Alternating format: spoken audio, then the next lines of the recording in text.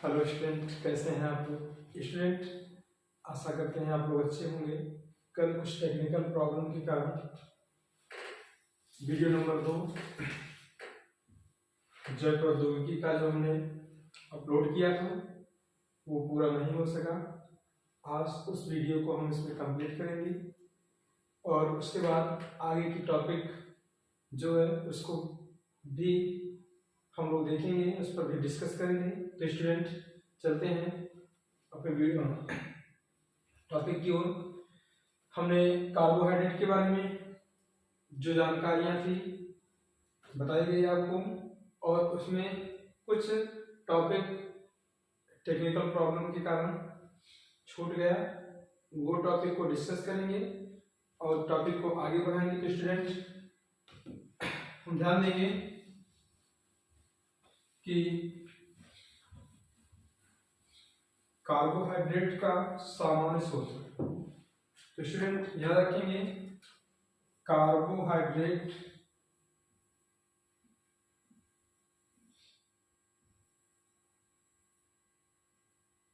का सामान्य सूत्र जो होता है CmH2n। स्टूडेंट, इसमें जितनी संख्या में कार्बन परमाणु होगा लगभग उसका 2 गुना ऑक्सीजन, और कार्बन के जैसे ही ऑक्सीजन परमाणु होता है। तो स्टूडेंट, ये कार्बोहाइड्रेट का सामान्य सूत्र है। इस पर हम कुछ एग्जाम्पल समझते हैं, जैसे C3H6O3 जिसे हम लोग ट्रायोज कहते हैं। स्टूडेंट, यदि इसको इस फार्मूले पर देखा जाए तो इसमें कार्बन की संख्या 3 और उसका गुना 6 हाइड्रोजन है, ऑक्सीजन की संख्या 3 है। इसी प्रकार C6H12O6 जिसे सुक्रोज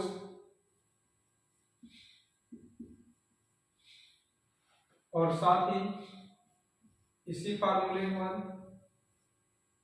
आप फ्रैक्टोज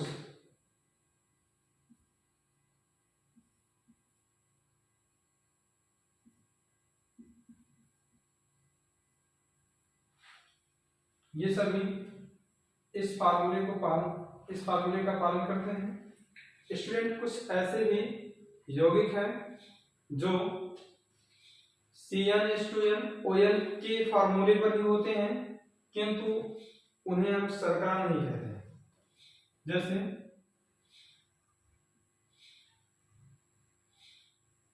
कुछ यौगिक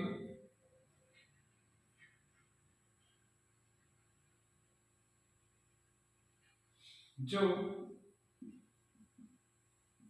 कार्बोहाइड्रेट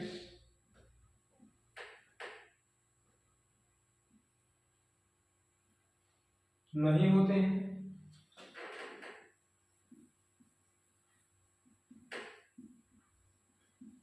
जैसे आपने CH3COOH एस्टिकम को जानते हैं।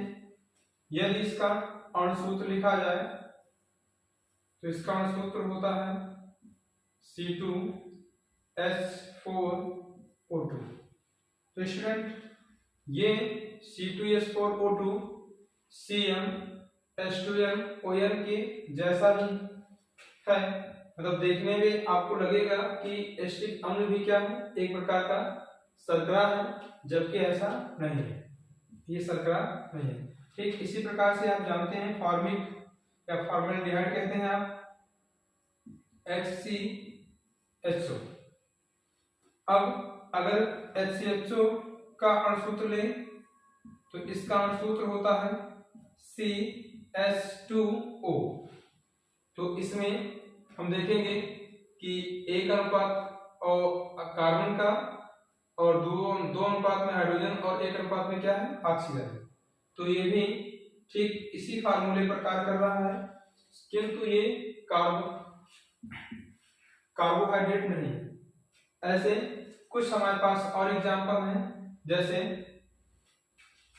जो कार्बोहाइड्रेट हैं, शर्कराएं हैं, किंतु उन पर ये फार्मूला लागू नहीं होता है। तो स्टूडेंट उनको देखते हैं जो कार्बोहाइड्रेट होते हुए भी इस फार्मूले का पालन नहीं करते हैं, जैसे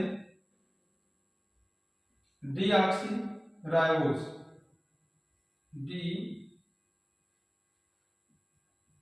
डीऑक्सीराइबोज शर्करा, ये डीएनए में पाए जाने वाली शर्करा है। डीएनए में पाए जाने वाली शर्करा है। इसका फार्मूला C5H10O4 होता है।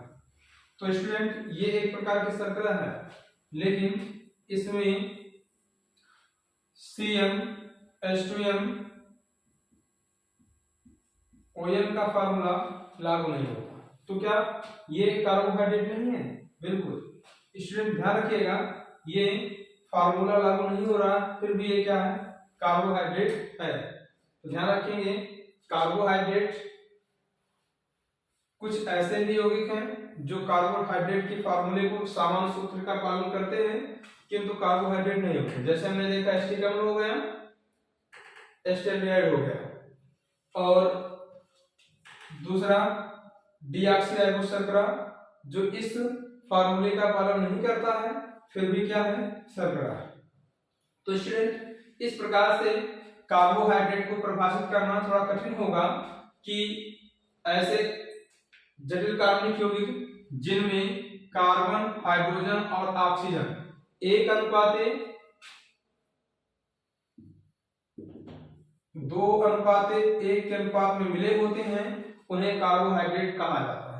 तो स्टूडेंट आधुनिक परिभाषा के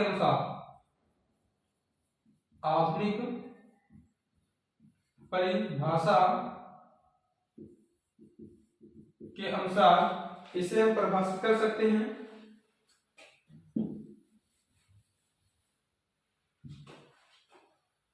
परिभाषा के अनुसार वह जटिल कार्बनिक यौगिक जिनमें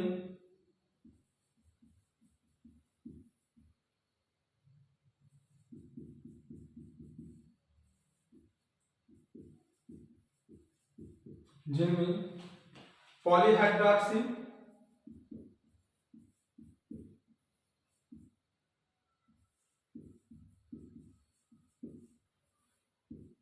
एल्डिहाइड,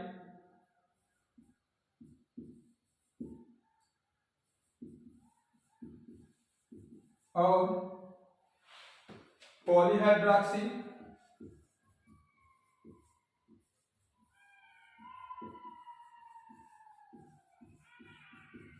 कीटोन पाए जाते हैं, कार्बोहाइड्रेट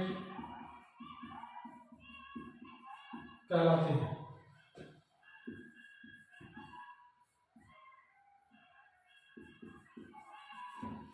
ये है हमारी आधुनिक परिभाषा, जिसके द्वारा हम आसानी से कार्बोहाइड्रेट को डिफाइन कर सकते हैं।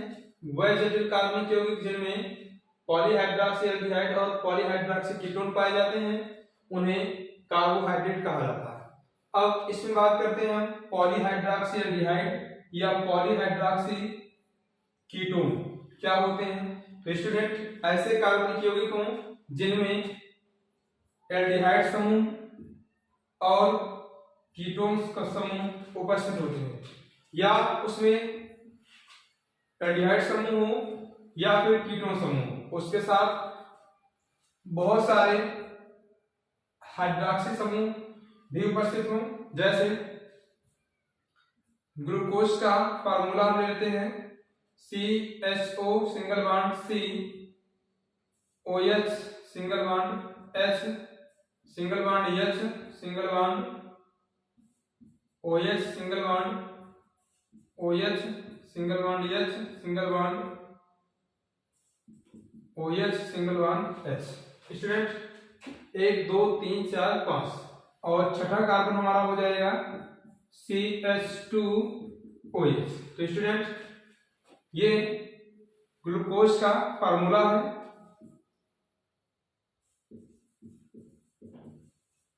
ग्लूकोज का फार्मूला इसमें हम देखते हैं, जिसमें हमें पॉलीहाइड्रॉक्सी के रूप में OH समूह बहुत सारे दिखाई दे रहे हैं और एल्डिहाइड के रूप में CHO दिखाई दे रहा है। तो इस प्रकार से हम किसी कार्बोहाइड्रेट को आसानी से डिफाइन कर सकते हैं। इसी प्रकार यदि हम ग्लूकोज के बाद फ्रक्टोज की संरचना को देखें तो फ्रक्टोज जो हमारा होता है CH2OH डबल बॉन्ड और single bond C double bond O, single bond OH H, single bond OH, single bond OH, single bond H, single bond OH, single bond H, 1 2 3 4 5 5 carbon पूरा हुआ हमारा। छठा कार्बन हो जाएगा CH2OH। तो student ये formula हो जाता है फ्रक्टोज का, इसे हम लोग फ्रक्टोज का फार्मूला कहते हैं। तो यहाँ देखेंगे आप कि आपको यहाँ क्या मिल रहा है, कीटोन समूह। तो स्टूडेंट और बहुत सारे हमको पॉलीहाइड्रॉक्सी के रूप में OH समूह भी दिखाई दे रहे हैं। तो इस प्रकार से हम डिफाइन कर सकते हैं किसी भी कार्बोहाइड्रेट को कि ऐसे वेजिटेटिव कार्बनिक यौगिक जिनमें पॉलीहाइड्रॉक्सी एल्डिहाइड और पॉलीहाइड्रॉक्सी कीटोन होते हैं या कीटोन पाए जाते हैं, कार्बोहाइड्रेट कहलाते हैं। तो स्टूडेंट अब इसके बाद हम डिस्कस करते हैं अपनी नेक्स्ट टॉपिक, जिसे प्रोटीन। हमारी नेक्स्ट टॉपिक जो है प्रोटीन है। तो स्टूडेंट ध्यान देंगे कि प्रोटीन जो होगा वो हमारे शरीर में क्या काम करता है। फिलहाल स्टूडेंट आपको बता दिया जाए कि कार्बोहाइड्रेट का हमारे शरीर में क्या कार्य है, कार्बोहाइड्रेट का कार्य क्या है। स्टूडेंट ध्यान रखेंगे कार्बोहाइड्रेट जो होता है मुख्यतः हम जीवों में या हमारे शरीर में जैव क्रियाओं के लिए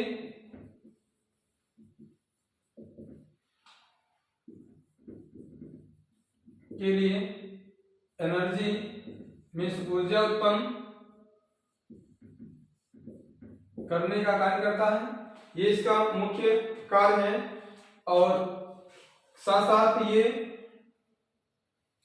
जिसे हम कोशिकीय ईंधन का नाम भी देते हैं। तो स्टूडेंट पहला कार्य हो जाएगा इनका जीवों के शरीर में जैव क्रियाओं के लिए ऊर्जा उत्पन्न करना, और इन्हें हम जैव कोशिकीय ईंधन के नाम से जानते हैं। ये हमारे सभी क्रियाओं के समन्वय में भी कार्य करते हैं। तो शरीर में पाई जाने वाली सभी प्रकार की क्रियाएं जो होती हैं इनके द्वारा क्या होती हैं, नियंत्रित होती हैं। तो स्टूडेंट अगली टॉपिक पर बात करते हैं, जो कि हमारा अगला टॉपिक है प्रोटीन। तो स्टूडेंट प्रोटीन जो होगा, प्रोटीन इस प्रोटीन की खोज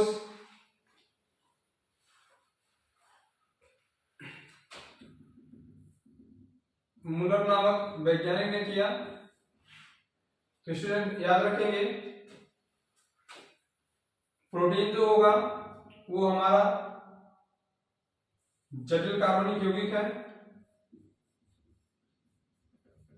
कार्बनिक यौगिक है। इसका निर्माण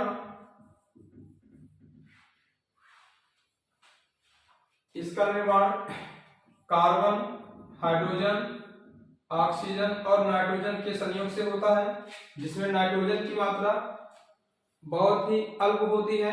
तो स्टूडेंट प्रोटीन जो होगा एक प्रोटीन जो होता है इसे हम लोग पॉलीमर ऑफ एमिनो एसिड भी कहते हैं, क्योंकि हमारे शरीर में ये प्रोटीन जो होगा उसका निर्माण एमिनो एसिड के द्वारा होता है। जब बहुत सारे एमिनो एसिड हमारे शरीर में एक दूसरे से जुड़ते जाते हैं तो वो एक साथ जुड़कर प्रोटीन का निर्माण करते हैं। पॉलीमर का मतलब होता है बहुलक,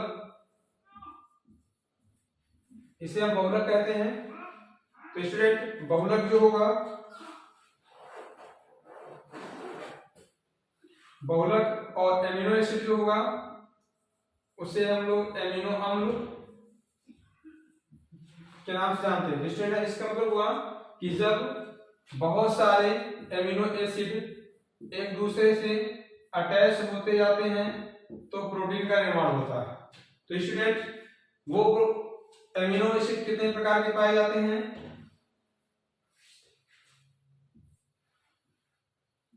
टोटल 20 प्रकार के एमिनो एसिड प्रोटीन के निर्माण में भाग लेते हैं, जिसमें से 10 प्रकार का एमिनो एसिड हमारे शरीर में स्वयं बनता है और 10 प्रकार के एमिनो एसिड को भोजन के द्वारा प्राप्त किया जाता है। तो 10 प्रकार का जो आपका एमिनो एसिड है वो भोजन के द्वारा प्राप्त किया जाएगा और 10 प्रकार का शरीर में स्वयं बनता है। जो शरीर में बनते हैं उन्हें हम अनावश्यक एमिनो एसिड कहते हैं।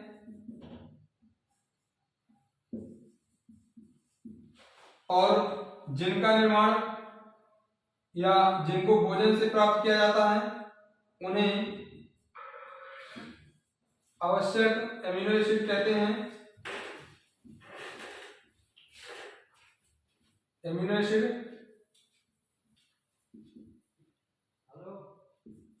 कहते हैं। तो स्टूडेंट ध्यान रखेंगे,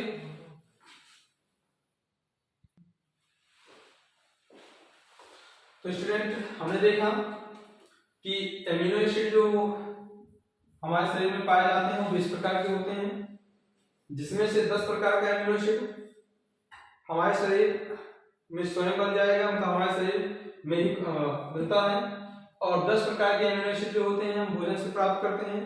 जो एमिनो एसिड भोजन से प्राप्त किए जाते हैं उन्हें आवश्यक एमिनो एसिड, और जिन एमिनो एसिड का निर्माण हमारा शरीर स्वयं कर लेता है उन्हें अनावश्यक एमिनो एसिड के नाम से जाना जाता है। तो स्टूडेंट ये 10 आवश्यक और 10 अनावश्यक एमिनो एसिड एक साथ मिलकर 20 प्रकार के एमिनो एसिड से प्रोटीन का निर्माण करते हैं। इस प्रकार से क्या होगा, प्रोटीन का निर्माण होता है। तो स्टूडेंट याद रखेंगे, प्रोटीन जो होता है वो क्या है, polymer of amino acid. Amino acid का बहुलक है। इसका मतलब ये हुआ कि जब बहुत सारी संख्या में एमिनो एसिड एक दूसरे से जुड़ते जाते हैं तो प्रोटीन का निर्माण होता है। और ये प्रोटीन जो होता है हमारे शरीर का लगभग 20% भाग बनाता है। तो हमारे शरीर का लगभग 20% भाग जो होता है प्रोटीन का बना होता है। तो स्टूडेंट प्रोटीन की कमी के कारण, यदि प्रोटीन की कमी हमारे शरीर में हो जाए तो प्रोटीन की कमी, प्रोटीन की कमी के कारण हमारे शरीर में कुछ विकार उत्पन्न होते हैं, जैसे मैरिस्मस हो गया, मैरिस्मस हो गया, और दूसरा विकार हो जाता है क्वाशरकर,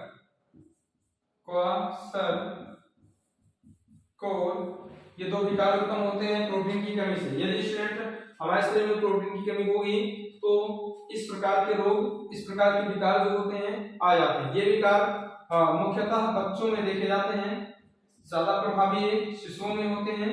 जो छोटे बच्चे होते हैं उनके अंदर ये विकार ज्यादा देखे जाते हैं। तो स्टूडेंट आगे हम बात करते हैं कि प्रोटीन का कार्य, प्रोटीन हमारे शरीर में क्या काम करता है या प्रोटीन किसके लिए जाना जाता है। तो स्टूडेंट ध्यान रखेंगे कि प्रोटीन जो होता है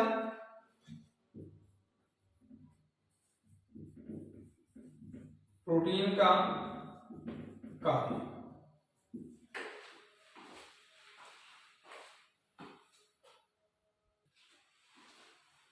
तो स्टूडेंट ध्यान रखेंगे, प्रोटीन के कार्य जो होते हैं ये जीवद्रव्य का निर्माण करने वाले पदार्थ होते हैं।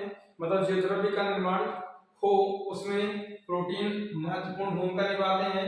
शरीर की टूट फूट की मरम्मत करना भी इन्हीं का काम है। मतलब शरीर में जो भी टूट फूट हो जाती है, जैसे कहीं कोई भाग कोई अंग हमारा क्या है